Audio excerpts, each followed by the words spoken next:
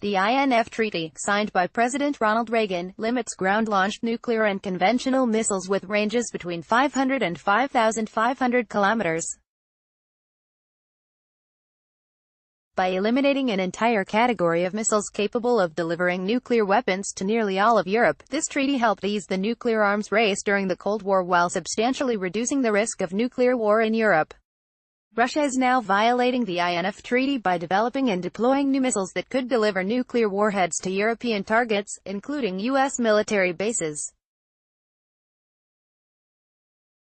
This dangerous situation demands a robust and effective response. Instead, the Trump administration has played right into Vladimir Putin's hands. In addition to giving Russia free rein to build and deploy an unlimited number of intermediate-range missiles that could potentially be fitted with nuclear weapons, withdrawing from the treaty would allow Putin to deflect responsibility and blame the U.S. for both the treaty's collapse and any ensuing arms race. While NATO issued a statement declaring its support for the U.S. decision, it papers over divisions within the alliance, which will only be exacerbated over time.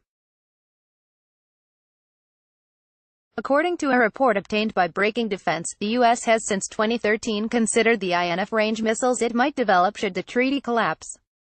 These missiles would require deployment in Europe, which some NATO allies will certainly oppose.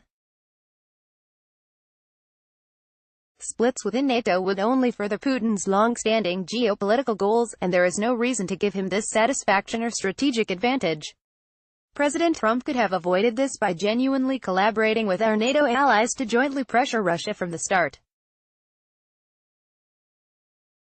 Several allies proposed options to address the violation and ensure Russian compliance in an effort to preserve the treaty, according to diplomats who spoke to Reuters on the condition of anonymity.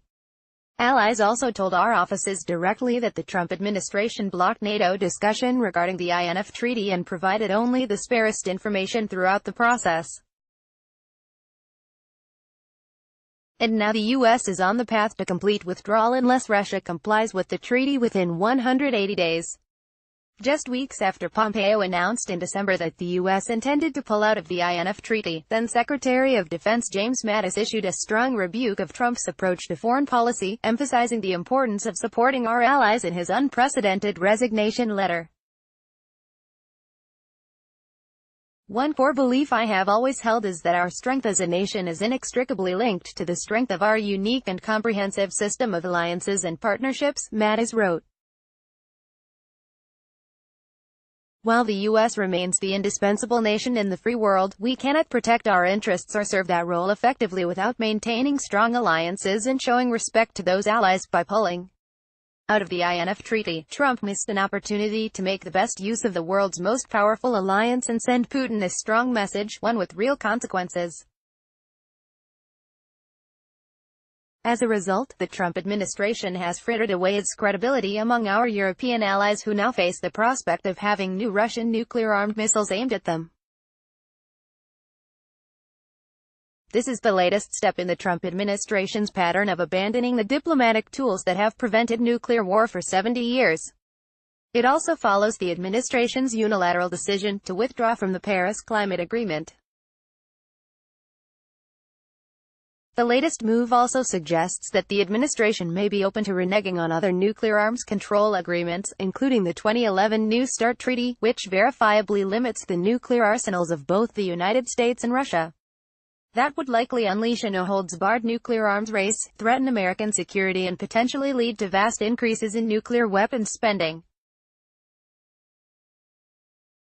The United States should not tolerate Russia's continued treaty violations and aggression, but sidelining diplomacy, as well as our allies, as President Trump has done, will only drive us headlong into a dangerous and expensive arms race.